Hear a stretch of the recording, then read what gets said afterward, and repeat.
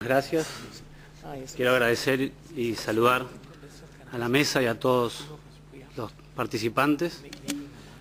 Quiero decirles primero que soy un parlamentario dependiente y dependo de la cantidad de batería que queda en mi computador. Y además soy de un país que no tiene ni tren ni nieve. Así que con la nieve de ayer y la cantidad de trenes que tenía hoy en la estación fue una locura poder llegar a tiempo. Cuando me pregunto sobre el tema del e-parlamento, me imagino la siguiente figura. Cuando voy caminando por Montevideo, que es la ciudad en la que vivo y en la que me dedico a mi tarea política, un vecino me pregunta qué es el e-parlamento y para qué me sirve a mí. Y cuesta responder, lo que no significa que uno no sepa e interprete la importancia que tiene este tema y por lo cual de alguna forma nos hemos vinculado con la mayor fuerza posible a crear la Comisión de Ciencia y Tecnología en el año 2006, pues en la Cámara de Diputados de Uruguay no existía una comisión que tratara este tema. Es tan difícil en el Parlamento uruguayo hablar de temas tecnológicos que la mayoría de mis compañeros legisladores, cuando hablamos de voto electrónico, pensaron que era levantar una maquinita con la mano. Y fue más o menos lo que sucedió. Intentando instalar el voto electrónico en el plenario, tuvimos que sacarlo. No hubo posibilidades, yo creo, que generacionales, de instalar una metodología que permitía que a través de su uso todas las votaciones fueran nominales y efectivamente la población supiera qué había hecho cada legislador ante cada una de las discusiones. Por lo tanto, la distancia, yo creo, que la mayoría de los parlamentarios uruguayos tienen con el uso de las tecnologías dificulta en mucho las posibilidades de pensarlo seriamente. Lo primero para resaltar es que creo que hay que pensar la tecnología desde la política. Marcar la debilidad real del sostenimiento de la idea de una neutralidad tecnológica, sobre todo cuando la innovación, el desarrollo y el uso de la tecnología está concentrado en algunos lugares del globo. Digo esto porque a veces se suele, o por lo menos en las discusiones en mi país, eludir este tipo de situaciones. En segundo lugar, coincido plenamente con lo que se ha expresado de que la palabra clave de e-parlamento es parlamento. Los países que tenemos regímenes fuertemente presidencialistas hemos visto cómo los parlamentos han perdido presencia en el escenario político. El vértigo actual de las políticas, la fuerte personalización de los procesos y otras características tal vez más importantes hacen que el debate parlamentario, que es base fundamental de su ser, entre otras cosas aparezca como menos ineficiente y eso, a mi entender, violenta fuertemente el carácter abierto, representativo y diverso que debe ser el Parlamento. Por lo tanto, y sin decir nada novedoso, la gran guía del trabajo ha de ser cómo ponemos el desarrollo de las nuevas TICs al servicio de las mujeres y hombres de nuestros países para profundizar su ser ciudadano. Es decir, para mejorar la democracia, que en mi lectura breve significa mayor justicia social. Por otra parte, se encuentra la utilidad de las TICs al mejor funcionamiento del Parlamento y por ello el mejor papel de la institución en la sociedad, y con esto hacía referencia a lo que contaba al principio, la dificultad a veces de los parlamentarios de vincularse con la tecnología. Por último, ¿cuánto las nuevas tecnologías sirven para el trabajo propiamente político? ¿Cuánto la tecnología favorece la acción política del Parlamento en general y de los parlamentarios en particular en sus diferentes tareas, como ha sido expresado ya, y es difícil ser innovador en este panel, las tareas legislativas, representativas y en la construcción de opinión? No soy un optimista tecnológico, no creo que la tecnología nos resuelva todos los problemas. Tampoco me gusta estar equidistante de los problemas. Me parece que la equidistancia es un objetivo casi como la perfección a buscar y alcanzar. Pero, como decía al principio, no valoro la tecnología desde un paradigma de la neutralidad.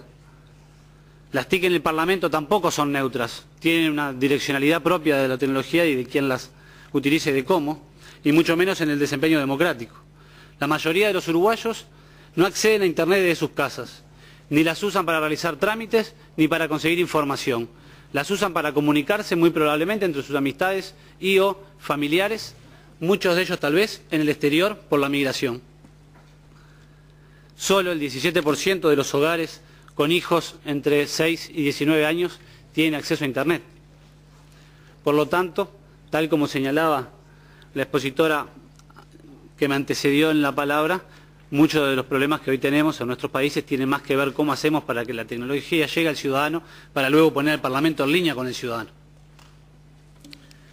Sin embargo, y para vertebrar lo que quiero transmitirles de cómo yo creo que fortalece el e-Parlamento en el trabajo parlamentario, voy a usar el ejemplo de lo que en Uruguay es el Plan Ceibal.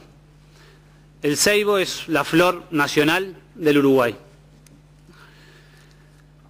En los últimos 3 años el país hizo un esfuerzo enorme para alcanzar la universalización del acceso de las TICs en las escuelas públicas de nivel primario. Para el año 2009, los 312.000 estudiantes o niños de educación primaria van a tener su computadora a través del programa conocido internacionalmente como One Laptop per Child. El programa en Uruguay tiene valoraciones distintas, la mayoría son positivas, pero obviamente muchos se preguntaron si era necesario gastar esos fondos en eso. Y por ello decimos que no son neutras, porque ¿qué vamos a hacer con esas computadoras? ¿Qué vamos a hacer con los niños? Tiene que ver con cómo aportarán fundamentalmente al ejercicio ciudadano y al desarrollo de la democracia en el futuro. Si solamente las damos para que haya una conexión a Internet libre, me parece que el aporte no es demasiado. Me imagino mucho más a jóvenes estudiando como una educación trilingüe, el idioma nacional, un idioma internacional y el idioma en la programación de las computadoras. Creo que eso otorgará futura mayor libertad y autonomía de los ciudadanos en el desarrollo con las TICs.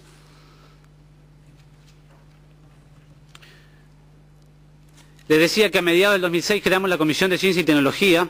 Hubo un consenso fuerte entre todos los parlamentarios. Ahora, es muy difícil hacerla funcionar.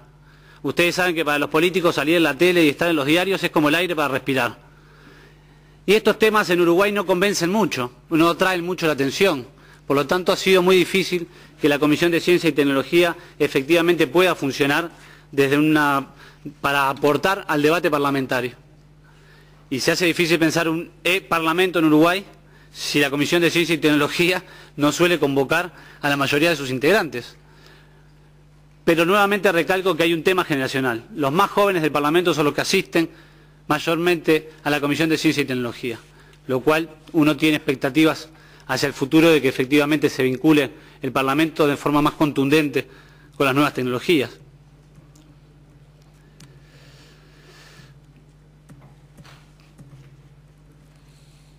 El Parlamento, además de cumplir sus funciones históricas de representar, legislar, controlar, debatir y construir desde la diversidad de acuerdos superiores, puede y debe, a través de las TICs, incorporar más personas a cada uno de los procesos y de las funciones. La ciudadanía del siglo XXI, a mi entender, no puede comprenderse sin el concepto de la participación efectiva, una profundización de los derechos políticos, tal vez conquistados a fines del siglo XIX. Hoy, las tecnologías de la información y la comunicación favorecen la participación, fundamentalmente de aquellos que de alguna forma ya la ejercen. Y puede, y esta para mí es la clave, si existiera una clara voluntad de los actores políticos, promoverla allí donde habiendo condiciones no se hace uso debido de ese derecho. Tal vez nos cueste a los políticos desnudarnos, es decir, poner información suficiente en línea para que los ciudadanos sepan lo que realmente hacemos. Y ese creo que es una de las paradojas propias del desarrollo del e-Parlamento por parte de los propios parlamentarios. Por lo tanto, la asociación entre los técnicos, la sociedad civil y los parlamentarios es fundamental para que efectivamente el e-Parlamento se instale en nuestra actividad cotidiana. Evidentemente, a pesar de los movimientos actuales en el escenario internacional, a pesar de la nueva crisis llamada financiera, y digo nueva, pues el mundo hace mucho rato que está en crisis, siempre que consideremos que la exclusión, el hambre y el analfabetismo no son naturales, decía que avanzamos hacia una consolidación de espacios regionales que precisan muchos de las tecnologías de la información y comunicación. Los parlamentos en su actividad interna, ya sea en el registro, en el seguimiento, en el resguardo, tienden hacia formatos similares, comparables, estándares, y debe promoverse en sus cuadros técnicos y funcionales el conocimiento de estas nuevas herramientas, como antes lo era saber dónde quedaba una oficina. Las legislaciones en muchos aspectos también tienden hacia armonizaciones regionales, como un mecanismo de integración, priorizando temas o puntos de vista que los hace sentir parte de algo mayor que cada una de las naciones y los parlamentos representa. En estas dos funciones, la integración y la armonización, las TICs son fundamentales. Se acabó la batería, así que sigo con la memoria. Pero me interesa destacar dos cosas con respecto a esto. Yo hablaba del plan Ceibal. Se han entregado 172.000 computadoras. Yo pienso que estos niños, dentro de 20 años, van a demandar e-Parlamento. Y si el Parlamento no está en condiciones de responder, vamos a fracasar nuevamente en hacer de la política algo efectivamente de un compromiso ciudadano, algo que efectivamente haga que la gente se sienta representada y representante, y volveremos a generar nuevas distancias entre el Parlamento y los ciudadanos. Hoy el Parlamento, o la mayoría de los parlamentos en América Latina, estoy seguro que no sabrían responder a una demanda ciudadana electrónica. No sabrían cómo. Pero yo me imagino, y cuando voy al interior de mi país veo, que los niños y las niñas alternan entre el uso del fútbol y el uso de los juegos colectivos por ir corriendo con su laptop a sentarse cerca de la escuela para conectarse. Algo que hace 3 años era imposible pensar. Y el diario llega a la mayoría de las familias por internet a través de estas computadoras antes que por la calle, o antes que por el transporte terrestre. Por lo tanto, efectivamente se ve la transformación. Y yo veo que es fundamental, y creo en esta parte, de que el e-Parlamento debe estar al servicio de la profundización de la democracia y del Parlamento. Pero tengo miedo, como nos sucedió con el voto electrónico, de que la tecnología impulse el desarrollo y no sea la política. Por eso hablé al principio de que no creo en la neutralidad tecnológica. Cuando los parlamentarios y los políticos nos dejamos de pensar en estas cosas, seguiremos empujados por la tecnología, pero yo creo que lo que debe conducir es la política. Hemos pensado 2 o 3 mecanismos a la brevedad para integrar el componente electrónico al Parlamento. El primero es la accesibilidad para las personas con discapacidad. En Uruguay son alrededor del 10% de la población. Un porcentaje importante son personas con discapacidad de déficit atencional o de déficit de discapacidad visual. Y hemos propuesto al Parlamento de que incorpore el concepto de accesibilidad a su página. Es decir, y lo digo en forma histriónica, para quien tiene un déficit atencional, una página llena de chirimbolos y lucecitas no sirve para informar. Una persona se pierde entre la cantidad de estímulos visuales que tiene. Y para aquellos que tienen un déficit visual, la Times New Roman 12 es difícil de leer. Por lo tanto, teniendo posibilidades de ejercer el derecho a estar informado o incluso a comunicarse con sus parlamentarios, los formatos con los cuales nosotros nos comunicamos no terminan siendo verdaderamente, no terminan siendo posibles de usar verdaderamente. Y el otro tema es la discusión de legislar para la incorporación de que la idea de que el Estado no obligue a los ciudadanos a tener la información en un formato exclusivo, que se debe avanzar hacia el sistema de formatos abiertos en la información del Estado y empezar por el Parlamento. Esto cuesta mucho, también por lo que significa la migración, pero entiendo que también favorece no solo el trabajo parlamentario y la comunicación, y respetando el derecho de los ciudadanos a elegir sus soportes tecnológicos, que el Parlamento solicite información y expida información en formatos estándar, no resignándose exclusivamente a soportes privativos o propietarios. Lo último, para ir resumiendo con esta idea, me imagino que debe ser posible que el acceso a las páginas de Internet de nuestros parlamentos pueda ser gratis. Es decir, que aquellas prestadoras de servicios de conexión a Internet tengan la obligación de dar gratis el acceso a las páginas de las instituciones públicas y empezando por el Parlamento. Tal vez de esta forma también garantizamos que el Parlamento pueda comunicarse. Y por eso yo decía, y no me quise detener en qué puede hacer el Parlamento, porque he escuchado cosas muy positivas aquí, creo que los paneles que vienen después también, sino cómo hacemos para efectivamente hacer accesible para los ciudadanos el vínculo con el e-Parlamento. Si no hay acceso, e-Parlamento será una forma nueva de hablar de los viejos vicios del Parlamento. Y por esto comencé diciendo de lo difícil que es. Sin embargo, en Uruguay tenemos una población de 3 millones de personas, somos un país pequeño para la región de América Latina y creo que efectivamente las posibilidades de avanzar en el uso de las tecnologías de la información en la producción de la política, con los ejemplos que se han señalado aquí, son buenas condiciones para ser parte de un centro de difusión de esta temática. Porque efectivamente creo que la palabra clave es Parlamento, pero las futuras generaciones van a demandar otro tipo de vínculos ciudadanos. Y si no estamos dispuestos y en condiciones de dar respuesta, volveremos a generar una nueva frustración. Y cuando la política falla, ya sabemos lo que puede pasar, porque ha pasado en muchos de nuestros países. Muchas gracias.